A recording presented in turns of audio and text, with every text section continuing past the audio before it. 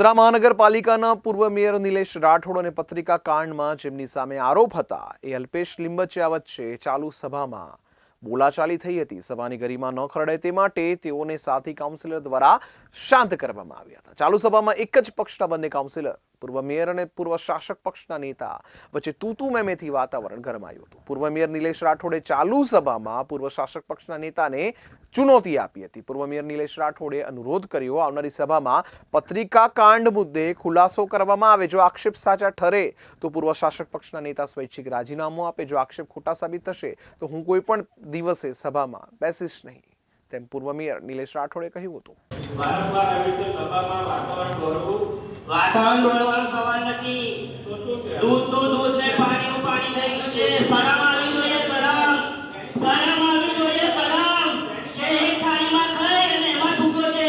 શરમ આવી જોઈએ। એટલે આ તારામાં એટલે એકતા નથી। હજી નેતાઓને ઘરે જઈને કે છે મેં કશું નહીં કર્યું। હજી આટલું દૂધનું દૂધ ને જેલમાં જઈને આવ્યો છતાં બી એવું કે છે કે મેં કશું નહીં કર્યું, મારા ખાનાએ કર્યું છે।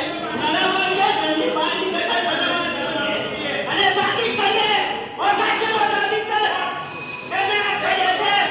અરે કોણ ઉભા કરે? તું આજ તો નક્કી કરશે, કોણ પછી નક્કી કરશે। એટલે શરમ આવી જોઈએ તને, મને શરમ આવી જોઈએ કે આટલું ઊભું થઈને બોલે છે ને, ઉપરથી ઉભા રહીને એવું જોઈએ કે આ મારી ભૂલ છે, હું માફી માંગુ છું, હું માફી માંગુ છું એવું કહેવું જોઈએ।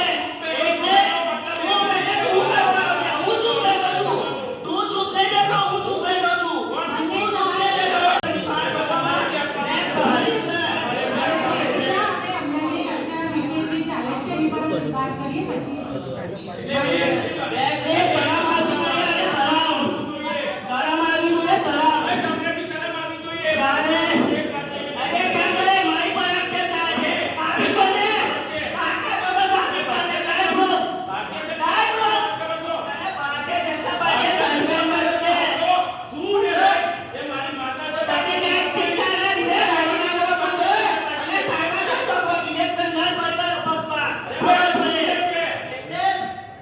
મેં સાહેબ મારે આ સભામાં ને નેક્સ્ટ સભામાં હું હિસ્સે લેવાનો છું અને પરમિશન લઈ